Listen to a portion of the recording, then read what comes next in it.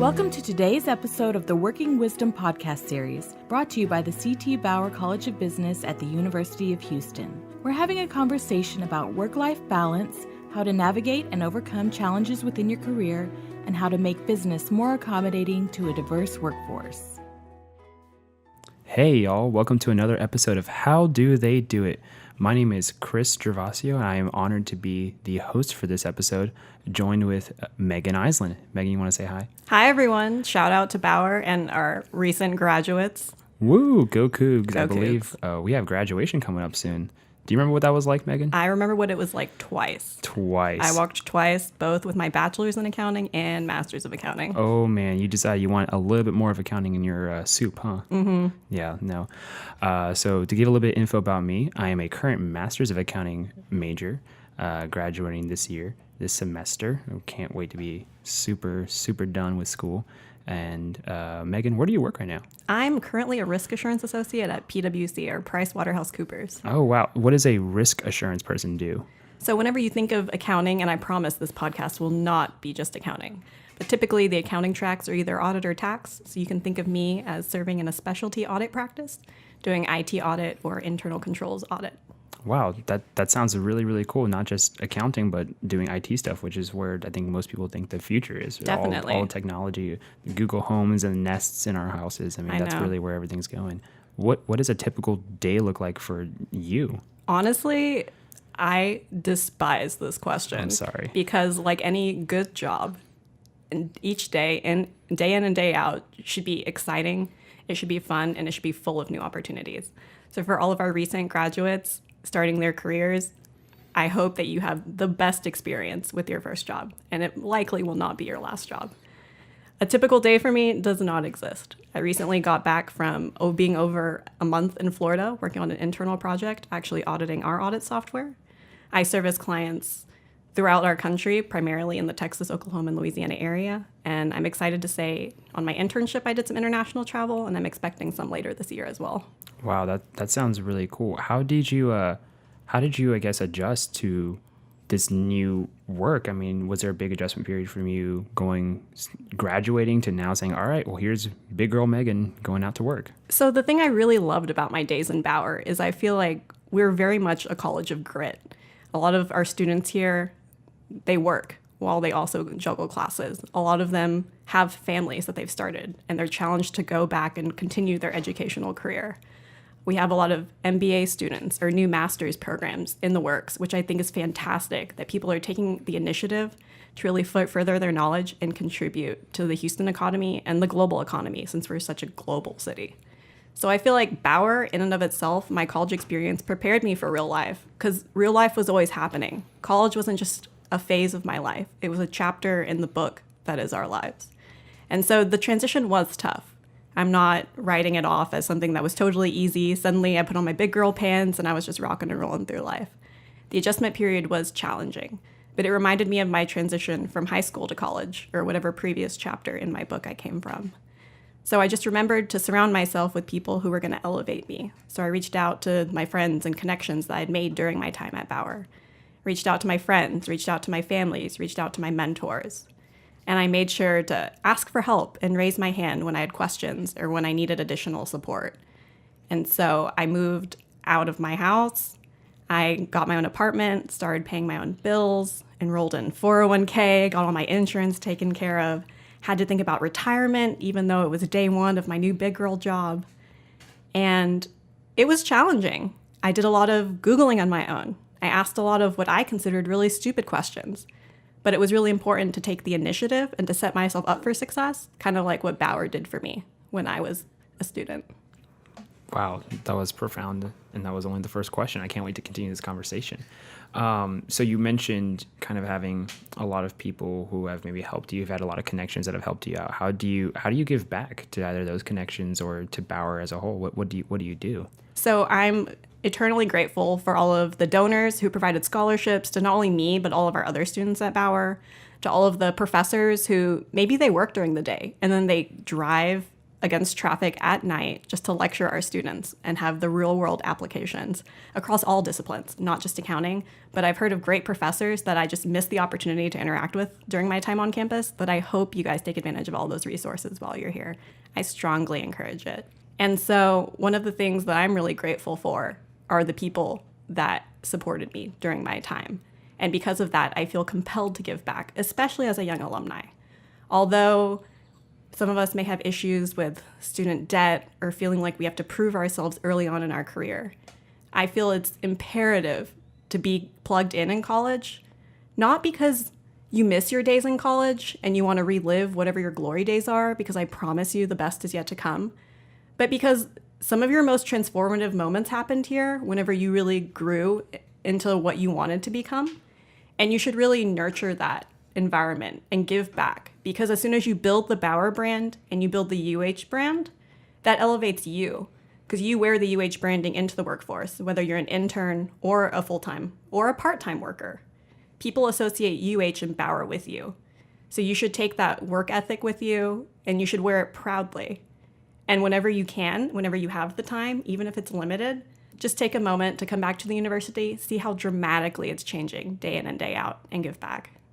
Man, that's awesome. I really like how you kind of focus on, a lot of us don't have the dollars right now as recent grads to kind of give back with money, but you can give back with time. You can give back I know my personal development times have been with alums, mentors who just took the time out of their day to sit down with me and have a cup of coffee and talk about their experiences and to share that experience. And I mean, I think you also mentioned the non-traditional students we have here who also have real life experience, whereas some students who come right out of high school, they don't have that. And you have a really cool opportunity here, and it would be a shame as an alum not to give back your time. It doesn't have to be dollars, but it can be time that I agree. It raises up the brand. It raises up everyone to a higher level. And I think one of the things that annoys me the most is when people tell me they don't have time, because you make time for the things that you really love and are really important to you. And I would strongly encourage you to make Bauer one of those places. Yeah, no, I definitely agree. And I mean, it doesn't have to be, it doesn't have to be the whole university. It doesn't have to be all of Bauer. It can be, one organization or one thing. But there's that small, if you just take care of that small patch of land and make it a little bit better, that overall can impact the whole field. Definitely. It'll blossom into something great. Exactly. Oh man, we're just like having some really cool analogies here. These are like proverbs or something. So talking a little bit more, so what else do you do outside of work? What else do you do other than being a great worker and giving back to Bauer? What do you do? Yeah, it's a great question, Chris. So one of the things that I really take pride in is I never do things just for my resume. Wherever I do things, I'm totally present there. I'm totally engaged, totally plugged in. During my free time, I'm really involved in a lot of community initiatives. Mentorship is something I'm particularly passionate about. I'm plugged into high school and college youth. I'm frequently on Bauer's campus, whether for recruitment initiatives or just to sit down with people and talk about life. I feel like in today's current culture, we have a lot of superficial and artificial conversations. Things are very much canned and they're not organic. And I really challenge people to think about these two questions. Who are you and what do you want? They're very simple, but if you haven't taken the time to do some self-reflection, I really encourage you to just take a quiet moment out of your busy life and really consider that. Because from that, then you'll build yourself up into the person that you want to be today and in the future. Wow, no, that's really profound. I think a lot of our students may not even have the time. Like they just never ask themselves those questions. They're so focused on, well, I signed up for this one major. I got to stick with this one major. I got to go find a job in that major. But they don't take the time to stop and question, who am I? Does this align with what I want? Does this align with our values? We have some really cool programs here that kind of let you take that time. Some leadership initiatives and stuff that let you take your time. How do you, I guess, what tools do you use as an alum to balance this entire schedule? How do you balance all this? So PwC just went Google, and I'm happy to say that I also function on a Google Calendar. So when I had the opportunity to sync the two, I was a very happy girl. It was a good time. But whenever I have free time, I try to fill it with something meaningful and impactful, not just for myself and my own personal development, but for my local community. Because I would love to be engaged and be active wherever I can. I love investing in future generations, whether it means coming to work for me or just having a strong network in the future. Because who knows who you're going to run into, like whether it be like in the business world, in the just professional landscape altogether, or just in your personal life. You never know who you're going to come across. Yeah, no, I think the best time to ever be able to create a network is right now in college, because you have no better excuse just to walk up to someone and say hello than going to the same university if you're in the same classes or not. I mean, some of my best friends are history majors, and I have no idea where they might end up. I mean, they could be the next founder of Facebook, Google, something like that. They could be really cool people, and you never really know where anyone's going to end up. So you have this opportunity in college to kind of build your network out and really work on just meeting people. Yeah, because everyone thinks that networking has to be a very forced experience. Mm-hmm. I'm on the recruiting team, and sometimes it gets tedious. But just remember, people are people, and everyone has a cool story to share. And you just need to ask them like one simple question, like, who are you? It goes back to like the previous point we made together. Right. And people have such amazing stories, whether it be from their time at Bauer or before they got here, or if they went an entire different path and then stumbled across campus just being in the city of Houston. Yeah, no, I think there's a huge misconception with a lot of students who may or may not feel intimidated with networking, and this idea of, well, networking happens at the career fair where I go and exchange business cards and I'm sweating and I'm in a suit and someone else is in a suit, but it doesn't have to be that way. I think some of my own personal best opportunities for internships was just sitting down with someone who happened to like a book that I had read. That's one of my favorite books. And we just talked about books and like how those books had impacted us. And that led to an internship that led to people saying, hey, we'd really like you to come and look at our company. And I was like, well, all right. That wasn't the intention. I just liked you as a person. And I think that's a really powerful tool that people just, I don't know if it's, the generation doesn't focus on, or if people nowadays, we're all caught up in trying to get that next gig, get that next, milestone. But yeah, I think that's a really good piece of advice for current students, alums out there too. It's not just students who have opportunities to grow. Talking a little bit more about having opportunities to grow, how do you feel like as a millennial growing in the workforce and being and developing your own leadership skills? What is that for you as an alum now a year later? A lot of that just comes down to personal self-confidence. So a lot of times people associate millennials with maybe being lazy, or they don't feel committed to a particular job. But I know firsthand as a millennial, one of the things we crave is meaningful work. Mm-hmm. And we want the validation, and we want to feel like we're actually contributing not just to the economy, but to a greater good and for a higher purpose. And so one of the things I'm really grateful for is on my teams, I'm surrounded by people who support me, who listen to me, and foster an environment where I'm not afraid to speak up. If I'm not content with the current job, if I have a question, if I need to have a difficult conversation, I feel comfortable having those.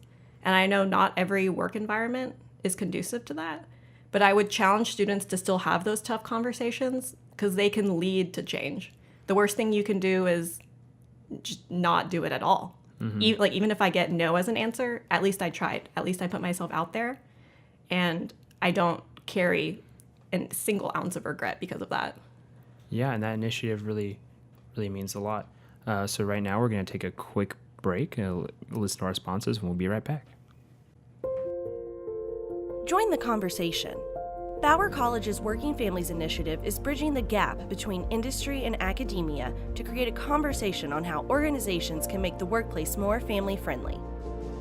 We're talking about flexibility, maternity and paternity leave, and career transitions. For more information about the Working Families Initiative at Bauer College, including upcoming events, visit bauer.uh.edu/workingfamilies.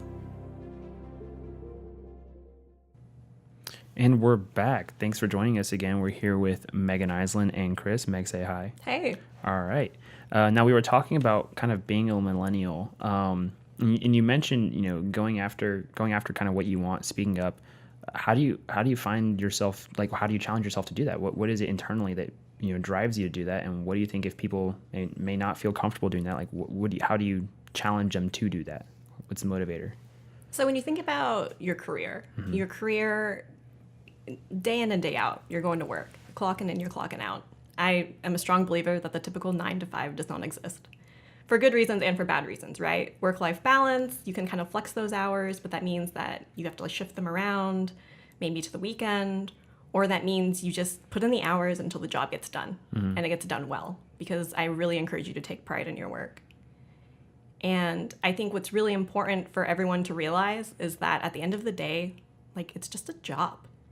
If you're not happy, remove yourself from that situation, because happiness is an option and it's a mindset. And I strongly encourage you guys to choose it. Don't ever feel like you have to do something because someone told you to. Don't ever feel like you have to take a job because it's what you do to get to the next milestone. Because one day you're going to wake up and you're going to be miserable. And so I really encourage people to put careful consideration into their first job. But then remember, it's not going to be your last job.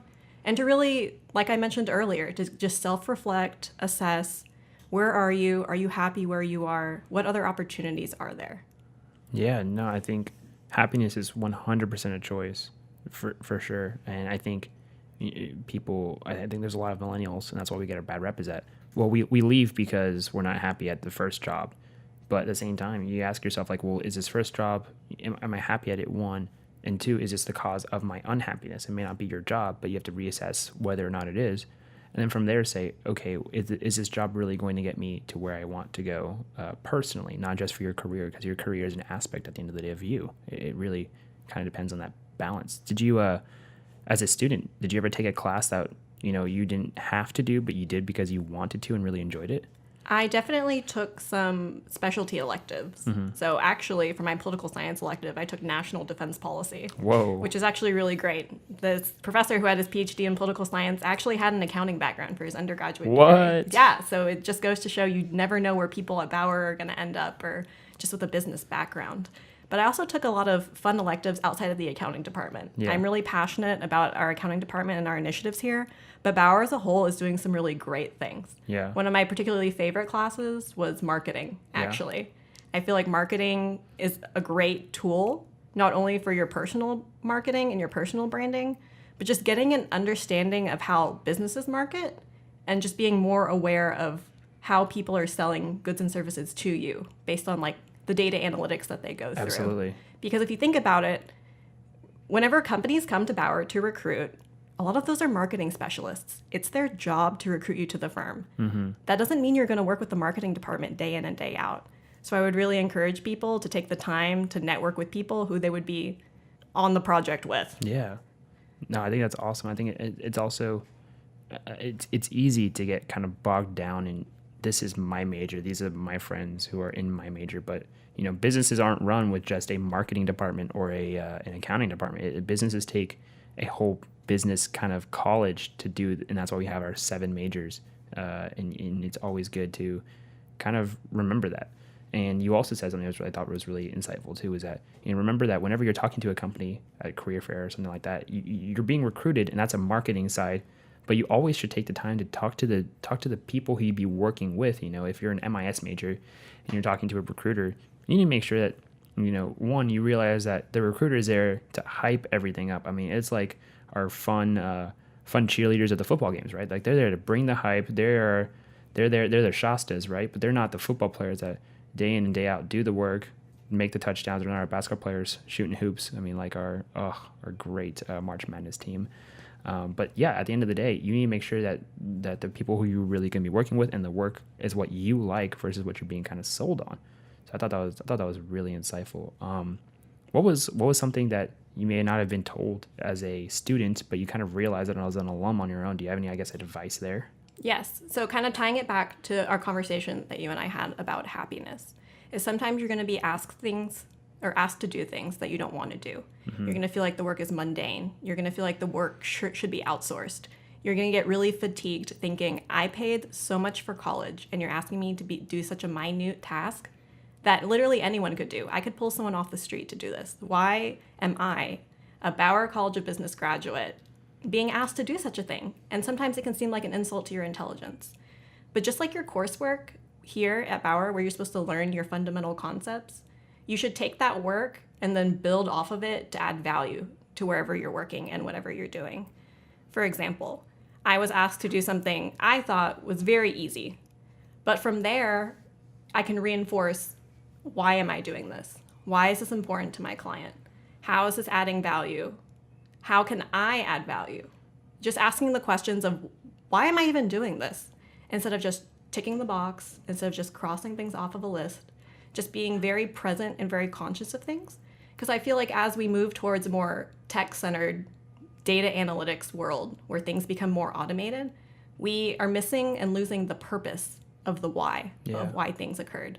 Because now, like in your accounting system, okay, things should reconcile. And then if things don't reconcile, then it takes someone to go in and figure out why. But if you don't have that fundamental understanding, then you can't tell when the system breaks, or you can't add value and do careful analytics and provide great consulting advice to someone else. Yeah. So I would really encourage people, and I learned this a lot whenever I was studying for my CPA exams, and I encourage people to be lifelong learners, to seek additional certifications, to come back for their graduate degrees, to just reinforce the fundamental concepts so that when you have firm fundamentals, you can kind of rationalize through higher levels of thinking and kind of from there ask bigger, better, more well thought out questions. Yeah, I think that's a really good piece of advice. I think when I was an intern at ExxonMobil, one of the things that I kind of never really thought about, but they really advise us whenever we start full time, because we're a little different in that we do a kind of rotation for life sort of thing. But you're not always going to be happy with where you are, and that goes for any career. At the end of the day, we're doing jobs. We're not doing, and I think a lot of people I know say, like, well, like pick your job based off of what you're happy at. And I don't disagree with that. But there's going to be aspects of the job that aren't fun. And not everything's a 100% roses, unless you like maybe you're on the marketing team and get to have these cool initiatives like this. But there's not always going to be 100% fun times. So instead, ask yourself, like, what's the point? And kind of what you said, like, why am I doing this? And take that initiative to ask why and what value-added fundamentals you bring to the table for whoever it is. Because you mentioned being a good consultant is asking why. Well, at the end of the day, anyone who has a job is a consultant for their bosses, a consultant for their peers. Consulting isn't just the cool term that we give for companies like Accenture or Deloitte. It's everyone. At the end of the day, you mentioned you're selling yourself, you're selling your brand to your colleagues and your bosses and your bosses' bosses, and you're also being a consultant. You're being asked questions. You're being asked, hey, what does this report mean, or why did you do this, or why do we do this? And I think asking why is a really, really good thing that people feel maybe only happens in college, when in reality it should be happening everywhere. And when you're not content with the answer you get to why, and you feel like things need to change, don't get frustrated when they don't change overnight. Right. Or don't get frustrated when you feel like things are stagnant. Because if things change too rapidly, it just is always in a state of flux. Mm-hmm. And it's so disorganized and it's so chaotic, and it just causes way more stress. So just be patient, but feel confident in speaking up and contributing your ideas. Right. You don't want to be a trendsetter. You'd rather make positive change that's long lasting. I think and one of the leadership initiatives that I did and you did as well, one of the key pillars of leadership was challenging the process and always being willing to challenge what is and looking to kind of what could be and looking forward to see how could things be different and what are the steps that need to be taken. And it's not short term. It's always long term, and it's not overnight, like you said. Just think about when Ted Bauer left his legacy. Oh man, I think about that all the time. He was definitely thinking in the long term. I'm hiring all of these business students. They're helping my business. They're helping the city. It's time for me to help too. Do you think he knew we were going to name this college after him? Like, I wonder if he was like, I'm going to do this. And I feel like they're going to, I wonder if he knew, or if it was just like, surprise, we really like you. Thank you. I feel like some of the best people just give.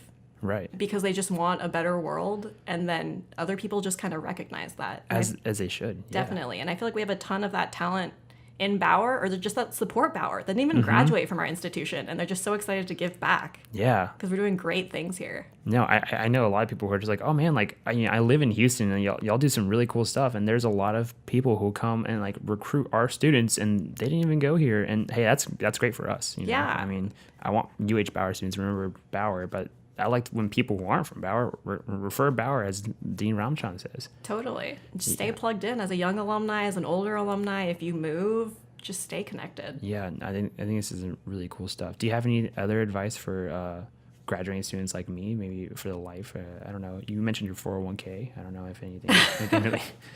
Yeah, I'm a big proponent of setting yourself up for success in the long term. So I would really encourage people to carefully consider their personal finances, their long-term goals, whether or not that includes giving financially, giving of your time, and just staying plugged in with your network. I know a lot of times whenever you meet people, you send them the, hey, it was nice to meet you email, and then you just kind of drop off the face of the planet. But it takes time and effort to nurture meaningful relationships. And I would encourage you, whether you have childhood friends, high school friends, college friends, people you've just met randomly in whatever walk of life you've been along, to really take the time to just stay in contact with them, see how they are, catch up over a cup of coffee, and see how you guys can support each other, whether it's just an encouraging word or whether it's collaborating on some initiative in the community, at the college, or on a global scale.